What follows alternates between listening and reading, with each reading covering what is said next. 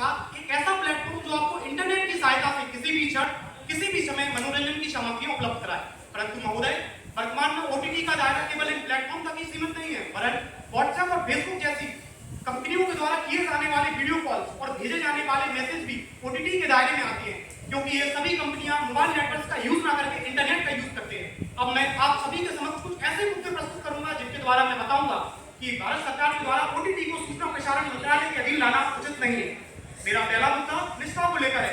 जैसा कि आप सभी जानते हैं कि भारत सरकार के द्वारा लाया गया अहम नियम कि आपको इन ओटीटी मैसेजिंग ऐप्स कंपनियों के द्वारा भेजे जाने वाले किसी भी मैसेज या वीडियो का प्राथमिक स्रोत बताना होगा, जो कि कहीं ना कहीं व्यक्ति की निष्ठा को खतरे में डालता है। हम सभी जानते हैं कि कंपनियां जिस तकनीक पर काम करती हैं वो इंटरप्रेट तकनीक होती है, जिनके द्वारा ना तो इनके मैसेजेस को पढ़ा जा सकता है, ना ही इनकी वीडियो को रिकॉर्ड किया जा सकता है।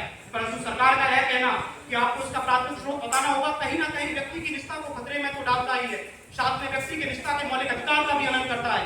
महोदय, निष्ठा ही वह चीज है जिसके कारण आज का वर्तमान समाज में इतना भाव और शब्द दिखाई देता है। नहीं तो सभी जानते हैं कि पहले मानव कैसे रहा करता था, और कुछ लोगों के द्वारा यह तर्क दिया जाना कि निष्ठा कुछ नहीं होती। मैं उनसे कहूंगा कि आप चाहें तो अपने घरों में सीसीटीवी कैमरे लगा सकते हैं, क्योंकि आपके लिए निष्ठा की कोई वैल्यू नहीं होती, परंतु एक आम व्यक्ति के लिए निष्ठा उसकी गरिमा होती है।